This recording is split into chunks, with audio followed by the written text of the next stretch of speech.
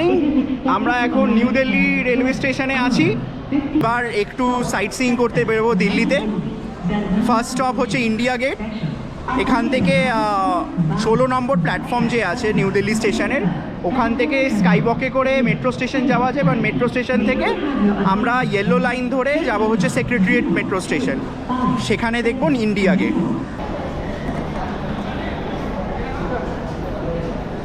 এই হলো যেটা স্কাইওয়াক, যেটা নিউ দিল্লির প্ল্যাটফর্ম নাম্বার 16কে জোড়ে মেট্রো স্টেশন অবধি। এখান থেকে আপনারা ডাইরেক্ট মেট্রো স্টেশন যেতে পারবেন।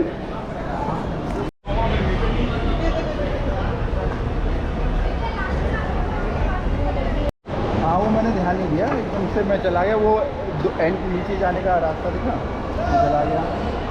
अब देख रहा हूँ दूर से। তা আমরা এখন নিউ দিল্লি মেট্রো স্টেশনে আছি, ইয়েলো লাইনে, জাস্ট লাইক মাই শার্ট। তো আমরা এখান থেকে সেন্ট্রাল সেক্রেটারিয়েট মেট্রো স্টেশনে যাব। ফেয়ার পড়লো 20 রুপিস পার হেড। এবার ওখান থেকে একটা অটো বা কিছু নিয়ে আমরা ইন্ডিয়া গেটের দিকে যাব।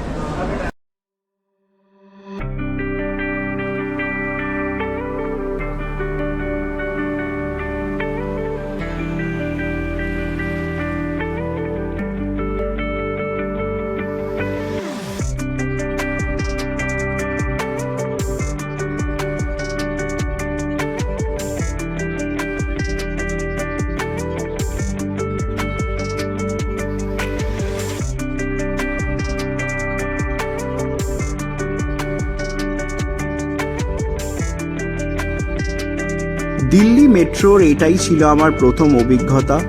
আমার খুব একটা আলাদা লাগছিল না কলকাতা মেট্রোর থেকে।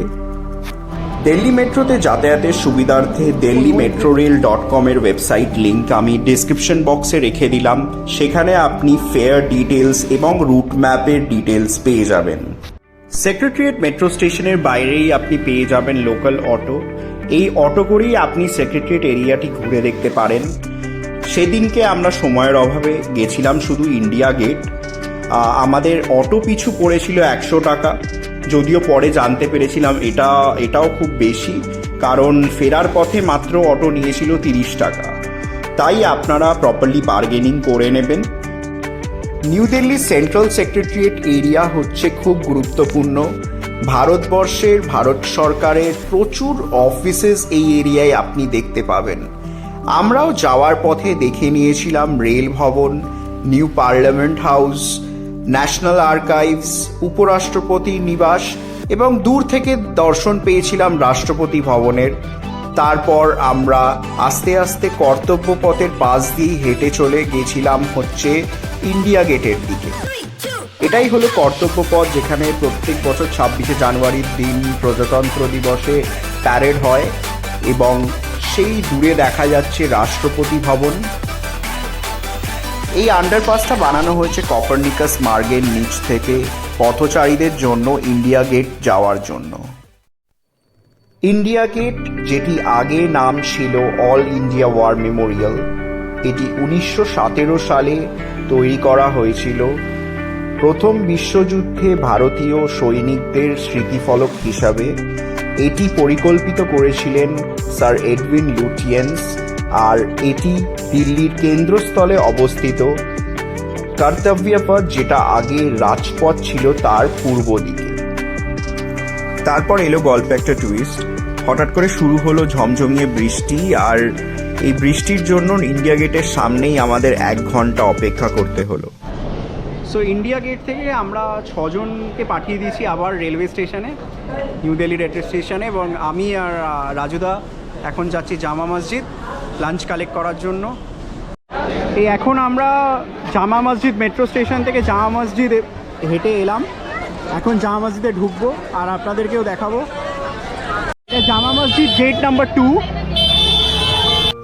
সেদিন সেন্ট্রাল সেক্রেটারিয়েট থেকে ইয়েলো লাইন ধরে সবাই চলে গেছিল নিউ দিল্লি স্টেশন, আর আমরা ভায়োলেট লাইন ধরে চলে এসেছিলাম জামা মসজিদ। আর আসতে লেগেছিল 10 থেকে 15 মিনিট। জামা মসজিদকে পার্সি ভাষায় বলা হয় মসজিদে জেহানে নুমা।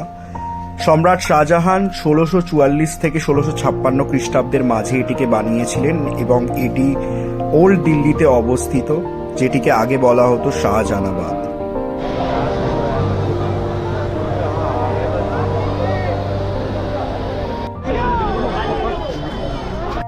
জামা মসজিদের বাইরেই হলো চাঁদনি চক এরিয়া, আর এই চাঁদনি চক এরিয়াতে আপনি পেয়ে যাবেন প্রচুর পুরনো রেস্টুরেন্ট।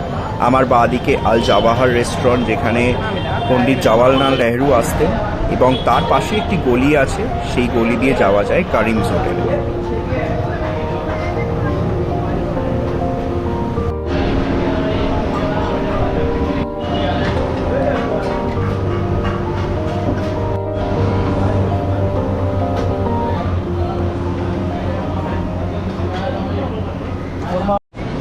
আমি আছি এখন কারিমস হোটেলে, the famous Karim's hotel of জামা মসজিদ।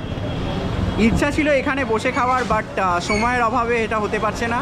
আমরা এখান থেকেই পার্সেল নিয়ে এবার স্টেশনে বা ট্রেনে খাবো।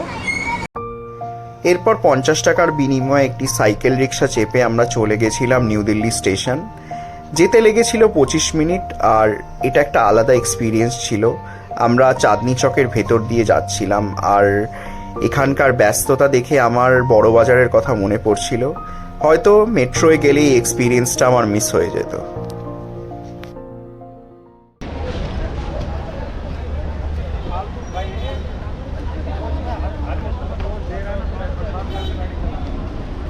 এটা নিউ দিল্লির আজমেরি গেট সাইড, আর আমরা এখন এখান থেকে এই জনশতাব্দী ধরে হরিদ্বারের দিকে যাব, আর 45 মিনিটসে আমাদের ট্রেন। নিউ দিল্লি স্টেশনের 11 নম্বর প্ল্যাটফর্মেই ওয়েট করছিল আমাদের train, new Delhi Dehradun Janshatabdi express. তারপর ট্রেনে বসেই কারিমস থেকে আনা মাটন শিক কাবাব আর মাটন বিরিয়ানি দিয়ে আমরা আমাদের লাঞ্চ সেরে নিলাম। তো আমরা এখন আছি train number 12055 New Delhi Dehradun জনশতাব্দীতে, আর আমাদের ডেস্টিনেশন 234 কিলোমিটার্স দূর হরিদ্বার, আর এর মাঝে পড়বে 7টি হল্ট, এবং আমাদের এক্সপেক্টেড টাইম অফ অ্যারাইভেল হচ্ছে 7:33। হরিদ্বারে দেখা হচ্ছে নেক্সট। 24 ঘন্টা ট্রেন জার্নিতে স্বাভাবিকভাবেই ক্লান্ত হয়ে পড়েছিলাম। কখন যে এই সানসেট দেখতে দেখতে চোখ লেগে গেছিল জানি না। নির্দিষ্ট সময়ে সন্ধ্যে 7:30তেই আমাদের ট্রেন পৌঁছে দিল আমাদের হরিদ্বার, আর হরিদ্বার স্টেশন থেকে বেরিয়ে যেন আমি আবার একটা আলাদা এনার্জি খুঁজে পেলাম।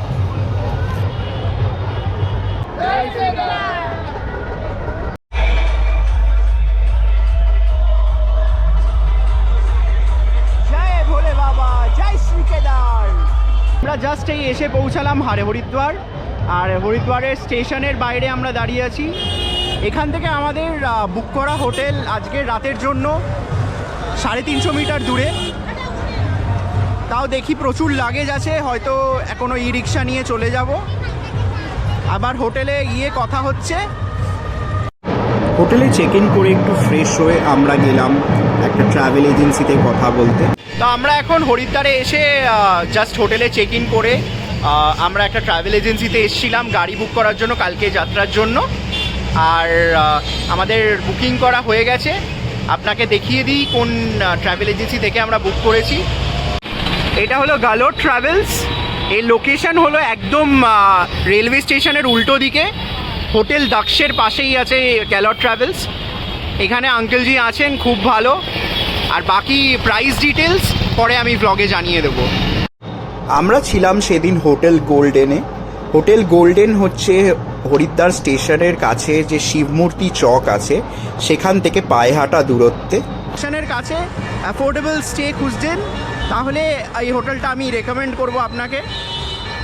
আমি গুগল থেকে ওদের নম্বর দিয়ে হোটেলে ফোন করেছিলাম, আর আমরা 8 জন মিলে একটা 5 বেড এসি রুম বুক করেছি। রেটও কম পড়েছে, প্লাস একটা ম্যাট্রেস নিতে আমাদের 8 জন আরামসে হয়ে গেছে।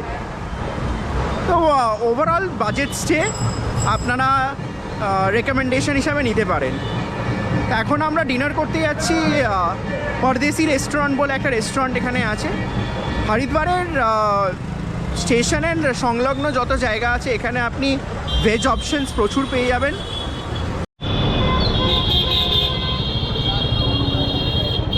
লস্যিও পাবে ভেতরে।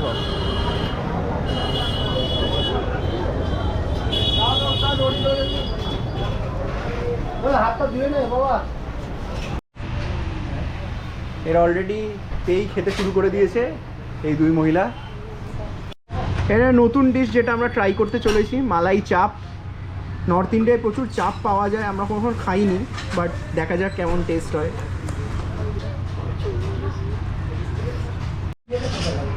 খেয়ে কেমন লাগছে সোয়া চাপ?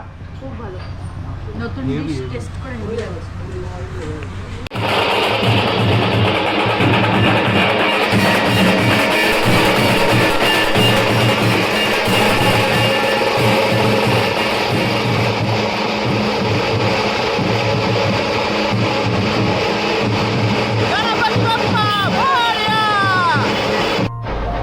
23শে সেপ্টেম্বর 2023 শনিবার। সেই দিন হরিদ্বারে ছিল গণেশ বিসর্জন, এবং এই গণেশ বিসর্জনকে কেন্দ্র করে হরিদ্বারের রাস্তাঘাটে যেন উৎসব চলছিল, আতশবাজি, গান বাজনা। এই দারুণ অভিজ্ঞতার পর আমরা হোটেলে ফিরে এলাম। পরের দিন সকাল 8টায় আমাদের জার্নি শুরু হবে কেদারনাথের পথে। প্রায় 200 কিলোমিটারের জার্নি, তাই একটা প্রপার রেস্ট দরকার। হরিদ্বার থেকে কেদারনাথ যাওয়ার গল্প থাকবে নেক্সট এপিসোডে। এই এপিসোডটি ভালো লাগলে অবশ্যই লাইক এবং শেয়ার করবেন, আর আমার চ্যানেলটিকে সাবস্ক্রাইব করবেন। Thanks for watching and stay tuned.